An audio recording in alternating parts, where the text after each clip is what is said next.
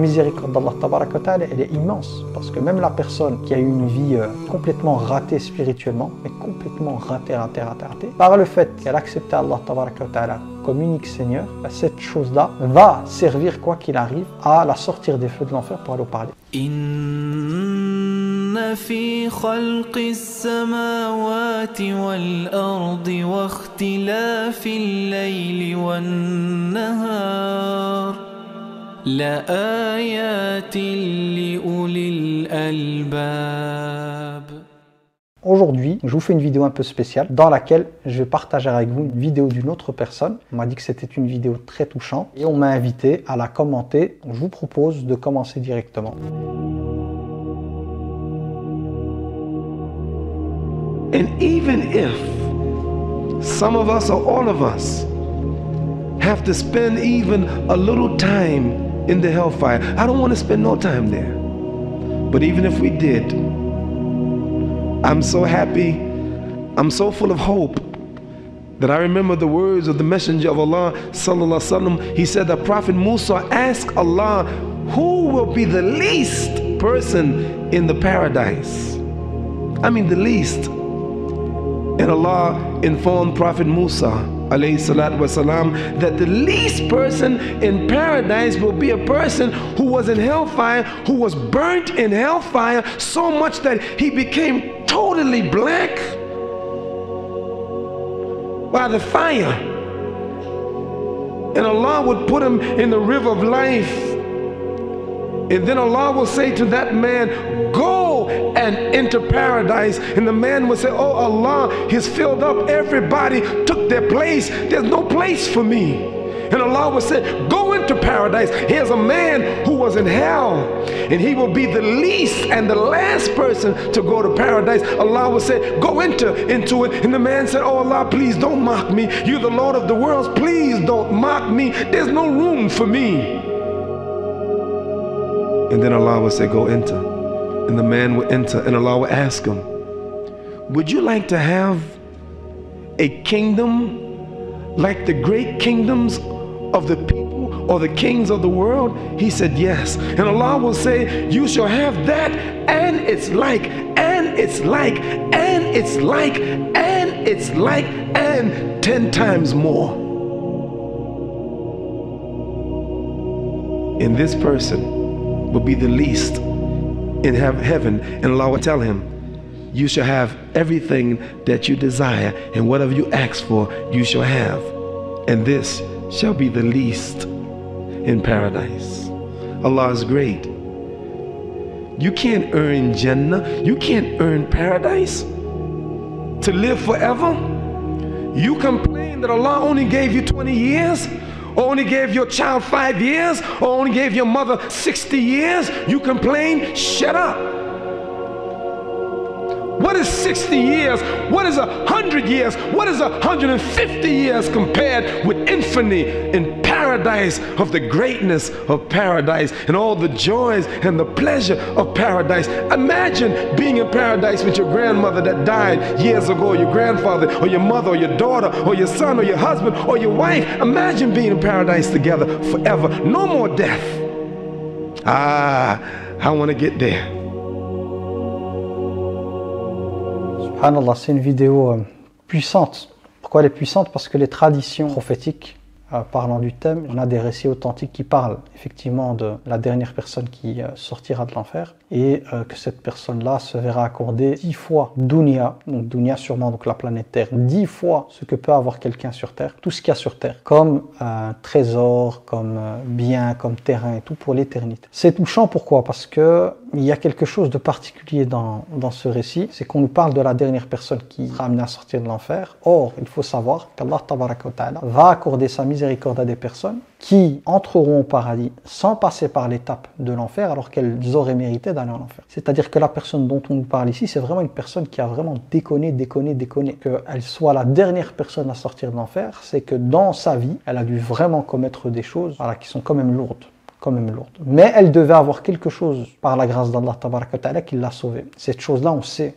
C'est quoi cette tawhid, l'unicité? C'est-à-dire que c'est une personne qui reconnaissait Allah tabaraka wa ta'ala comme Seigneur, mais qui, dans son mode de vie, dans sa vie de tous les jours, était à des années-lumière de pratiquer sa religion. Je dirais même que c'était une personne qui désobéissait à Allah quant au fait que son âme obscure ait pris le dessus par rapport à elle. Ça me touche. Pourquoi? Parce que l'objectif de tout musulman qui a un cœur saint, qui veut le bien pour les gens, c'est de veiller à ce que le maximum d'êtres humains puissent faire partie des gens élus, c'est-à-dire des gens du paradis. C'est pour ça que nous, les musulmans, quand on apprend qu'une personne s'est convertie à l'islam, pour nous, c'est une fête. On n'est pas dans l'idée de contraindre les gens à se convertir. Mais quand les gens se convertissent à l'islam, on est heureux. Pourquoi on est heureux? C'est pas parce que ça fait un membre en plus dans l'équipe. C'est pas ça. Quand je dis dans l'équipe, je prends l'image des musulmans de la communauté, non. C'est parce que c'est une personne qui, par la grâce d'Allah tabaraka wa ta'ala, va être sauvée. Tant qu'elle tient à tawhid, à l'unicité d'Allah jusqu'à sa mort, cette chose-là va lui permettre d'éviter l'enfer. Donc notre joie, c'est une joie qui est liée au fait que voilà une personne en plus qui a été arrachée de l'enfer pour aller au paradis. Et pour moi, c'est l'une des plus belles choses. À chaque fois que je suis amené à avoir des conversions à l'islam, je suis hyper touché. J'en ai même les larmes qui coulent parce que je me dis, alhamdoulilah, Allah tabaraka wa ta'ala, par sa grâce, a été chercher cette personne et l'a ramenée vers la lumière. Sachant que quand j'étais plus jeune, je regardais énormément de vidéos sur les conversions. Je tapais converti islam. Les vidéos m'amenaient des fois au Brésil, des fois au Japon, des fois en Corée, un peu partout. Et ça me faisait chaud au cœur de voir autant de personnes, par la grâce d'Allah tabaraka wa ta'ala, venir à l'islam. Donc ce récit ici, qu'est-ce qu'il m'amène comme chose particulière? C'est de me dire que la miséricorde d'Allah tabaraka wa ta'ala, elle est immense. Parce que même la personne qui a eu une vie complètement ratée spirituellement, mais complètement ratée, par le fait qu'elle accepte Allah tabaraka wa ta'ala comme unique Seigneur, cette chose-là va servir, quoi qu'il arrive, à la sortir des feux de l'enfer pour aller au paradis. Alors qu'elle ne mérite pas, c'est-à-dire que l'accès au paradis pour cette personne, c'est pas une chose qu'elle mérite par son mode de vie ou ses actes. Mais c'est juste parce qu'elle avait tawhid, elle avait dans son cœur la reconnaissance d'Allah, que ça va l'aider. De plus, c'est important de se dire, par rapport à ce récit, que le fait de passer en enfer même une seconde, c'est quelque chose de terrifiant, de terrible en fait. Donc il ne faut pas se dire, ah oui, parce que dans ce récit on nous apprend que voilà, quelqu'un qui avait vraiment une vie très très loin des préceptes de la religion et tout, parce qu'elle avait le tawhid, l'unicité d'Allah, donc elle croyait en Allah tabaraka wa ta'ala en tant que Dieu unique, ça l'a sorti d'affaire, donc c'est pas grave, je peux vivre ma vie dans la désobéissance et tout. De toute manière, voilà, toute personne qui meurt sur tawhid, même si elle doit passer par l'enfer, finira par aller au paradis. Non, il ne faut pas penser comme ça, parce que l'enfer est terrible. Dans le Coran, Allah tabaraka wa ta'ala montre par des versets très nombreux que l'enfer est une chose monstrueuse, si je peux dire ça, c'est pas le bon terme, mais c'est vraiment quelque chose, c'est la terreur l'enfer en fait, c'est la pire des choses qu'on puisse vivre, c'est de se retrouver en enfer. Donc Allah tabaraka wa ta'ala, s'il nous parle de l'enfer, c'est parce qu'il est miséricordieux, il nous montre ce qu'on risque pour justement éviter de commettre des bêtises et pour marcher droit.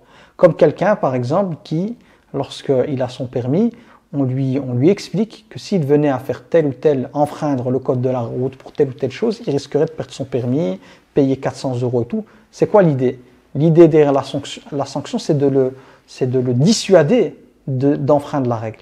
Donc la sanction, son but, c'est pas de faire du mal à la personne, mais la sanction a pour but de dissuader la personne de faire le mal. C'est pour ça qu'Allah dans le Coran, il nous dissuade de faire le mal, il nous montre même le châtiment qui attend ceux qui viendraient à faire telle ou telle chose comme péché, ou des grands péchés, ou des graves péchés, justement pour nous freiner.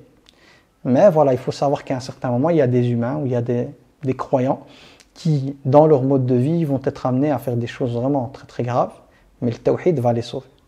Mais je suis vraiment, subhanallah, il y a quelque chose à l'intérieur de moi qui m'amène vraiment à... Voilà, comme c'est la première fois que je vois la vidéo, je n'ai pas préparé ce que j'allais dire dessus, donc c'est vraiment spontané. Mais il y a un truc qui me touche vraiment, c'est de me dire, Allah c'est Arhamar Rahimin, Allah c'est le tout miséricordieux.